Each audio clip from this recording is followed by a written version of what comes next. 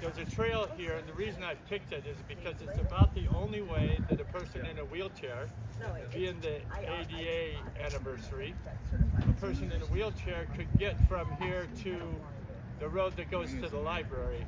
It's built beautifully within a green area, utilizing the natural terrain and not disturbing it at all. So it's really a cool walk to walk on as you go through it. Then when we get to the bottom, we'll be headed towards the library, and there's some real hazard issues that I wanted to point out to some of the folks that'll be walking with us.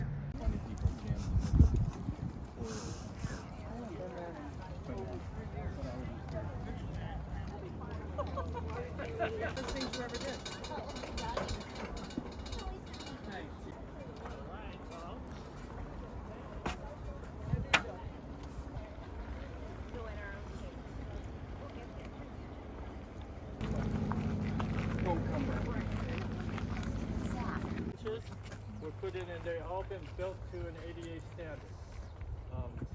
And as we build our network throughout Homer, I'll tell you what, rest stops are really important for the elderly.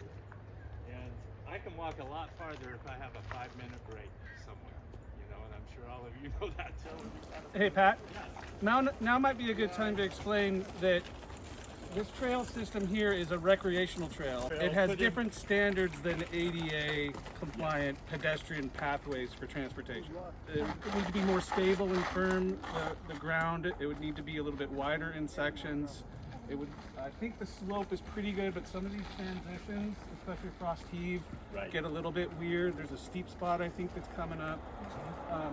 But these trails have different standards, and they're more guidelines, really, than true ADA compliant. And you can find that ADA compliance will really not even be functional for the people they're intended for if they meet just the letter of the law and they don't hit the spirit of the law. Quite often they just don't function the way they're supposed to. For example, the little yellow plates that you see at the curb cutouts with the raised tactile domes, that is in particular is for me. That's for the blind and the visually impaired. It's not a traction item.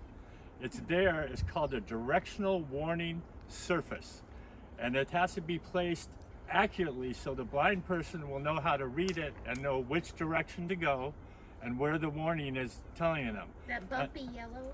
Yeah, that little thing. And so if they take that and turn it like this, it takes all the information away from that blind person.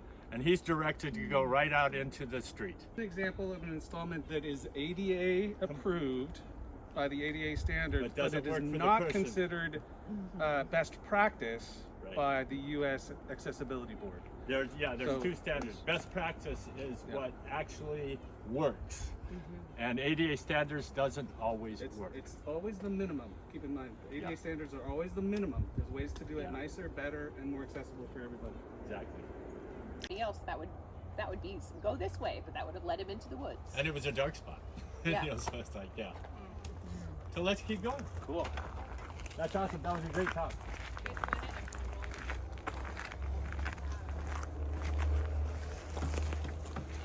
Yeah, better late than never.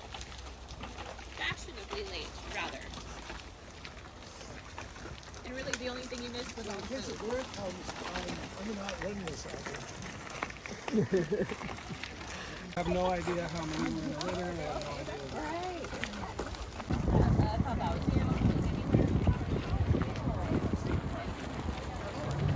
There's a movie? Started as a movie. Well, this is a different from a movie. On Wednesday, normally we go this way and cross the street down there. Now there is a spot right in front of the gas station down there where the sidewalk is broken like this. Boom. And I'm just not sure how people in wheelchairs get through there. I'm not sure if they really can. One thing to keep in mind as well, that we have fabulous folks that are using motorized wheelchairs. Manual wheelchairs are a very different ballgame. Trying to go up that hill, for instance, is pretty much impossible. Right. Steepness is tough. So, and you can also equate that with walkers that have small wheels that aren't designed for recreational use. They're going to have a real trouble. Right. And when they built it, apparently they thought this was the way to put in a curb cut. This is their idea of a curb cut right here. And a crosswalk on a blind corner. And you can see the sidewalk that if we had two wheelchairs coming to each other, they couldn't pass in the night, you know? Where do people want to go? So if we put one in, we put one in right on the corner. I don't know that you need a crosswalk right here on this corner. There's another crosswalk down here that goes for Safeway. So I wonder. Well, that's what it's always been called. That's why I use it. It could be an obstructed point. Straightforward and stop when you hit the grass. So there's cows. You see what I mean? Straight ahead. No. Don't go out into the street. Aim yourself to cross the street Like you're going to cross to that other to the other field. curb cut. See right there. Now stop in the grass. This is a very important section that I brought you to. This is a well-used trail, but like I said, a person with a wheelchair would be coming this way from somewhere, and they would get here. They want to go to the library. They get to here, and that's where they have to go. Well, how do they get there? They have to go out here into the street, go into the driveway, and up onto the sidewalk. Somehow they missed putting a curb cut here and then extending the sidewalk. And I just don't understand. Come on out and go over to that.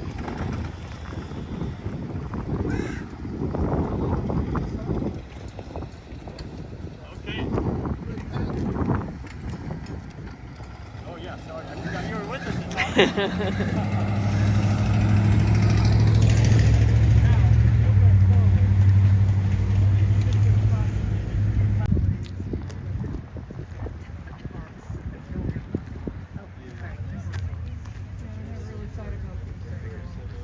I know, but it's directional.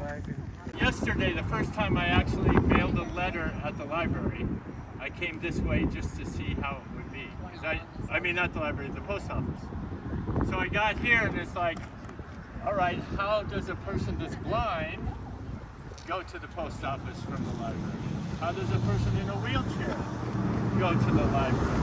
As a parent with small children Yes. and the occasional stroller, or just anybody. Anybody. It's actually, having done this many times, it's Yeah. terrifying. You see this right here? This sweeping corner that comes through here that causes traffic when it starts to turn, they just naturally speed up because of inertia and gravity.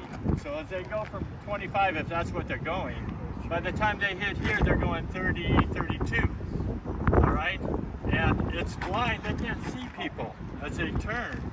So what needs to be done here, this is where the shorter radius and a crosswalk straight across would really change the whole dynamic of this one. Well, just to add, we've struggled with school groups too, coming Yeah. across, because they always go to the library, then the post office. It's just a Yeah, natural so route. this- But it doesn't matter who you are. Doesn't But matter there's who so, you are. there's so many people. See, that's why we talk all abilities, all ages. We need to build for all abilities and all ages. So this is actually an example of one of the treatments that's going to be in the new transportation plan. If you look over at the curb line on the other side, it bulges out. It's called a bump out. What this does is it narrows the road, and it shortens your crosswalk, but two cars can still pass. There's no reason something like this can't be on every residential street. And even on Pioneer, maybe, if we re-envision and think about a slower, more pedestrian environment. So this is a good visual representation. Two cars could still get by, no problem, right? But you have that squeeze effect, and it slows down traffic. Yeah. So as you think about reinventing this corridor, Dave can speak exhaustively about it if you want. Story walk is going to go up. There's going to be playground features. There's going to be a seating area, a community gathering space, and this whole trail system is going to try to make more all ages and abilities accessible, including getting you up into the neighborhood up here.